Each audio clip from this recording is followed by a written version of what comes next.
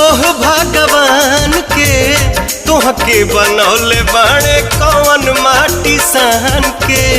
दिल में मोहब्बत जगा दिहला राजा, आपन दीवानी बना लिहला राजा।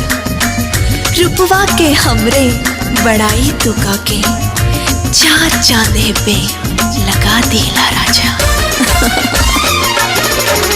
करिले शुक्रिया हम ओह भगवान के तोहके बनौले बाड़े कौन माटी सान के।